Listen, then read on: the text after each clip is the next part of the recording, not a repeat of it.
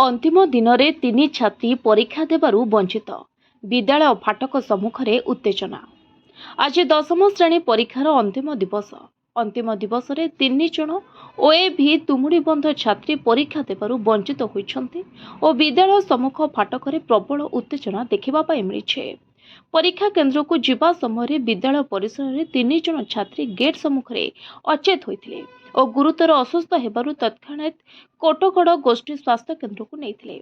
प्राथमिक चिकित्सा पर परीक्षा केन्द्र को फेरी तीन असुस्थ छात्री, किंतु परीक्षा केन्द्र को गले सत हेले परीक्षा दे पाले नहीं। परीक्षा केन्द्र परिसर में 3 घंटा अजथारे अटक रहिले तीन असुस्थ छात्री। परीक्षा सरिबा परे मध्य 1 घंटा विलंबरे अर्थात 2:30 रे कोटगड़ थाना आईआईसी संबित स्वाई उपस्थिति रे छाड़ी कोटगड़ ओएभी प्रिंसिपाल। एठी एक प्रश्नवाची सृष्टि होछि, बिना कारण रे एते समय छात्री मानकु भितरे रखी थिले कोन पाई? जदिओ रखिथिले परीक्षा देबारे वंचित कले छात्री मानकु कोन पाई?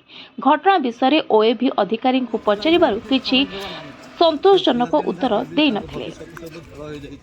I cannot give any comment based on the guidelines of CBSE. Why are you not giving comment?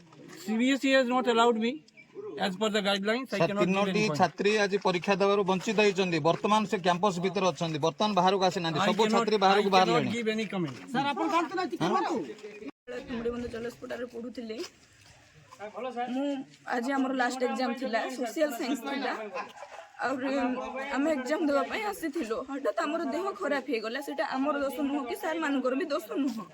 ता अपेक्षा तापर हमको मेडिकल निया गला। मेडिकल नै कि जेते बेला हमर सेंस आसिला सेते बेला हमर सेलेन सॉरी नथिला अधा अधा थिला। फिर भी हमें एग्जाम देवा पई सेलेन छाडी कि हमें स्कूल को प्रवेश कलो 11:20 भितर। किंतु हमको सर कहले एग्जाम देई परिबो समस्त कहले हम तुमको एक्स्ट्रा टाइम देबू तुम देई परिबो। फिर किंतु कहि देले शेषरी के तुम एग्जाम देई परिबोनी, सीबीएसई रो रूल नाही, हम तुमको अलाउ करि परिबोनी। तो एटा हम पई भूल हे जाउची। हमको एग्जाम देवा पई कोहंतु ए हमको हमर लाइफ अछि सर। आमे ये पारिबो हमने हमको हमरो असुस्थ लागो त कि हम लिखि पारथांदो। हमको 1 आवर थिले भी हमको 1 आवर भी देबार थिला हम लिखि थांदो भी हमको 1 आवर भी देले नै कहि। Kandhamal Rohan Kumar Nandan report, voice of Odisha live.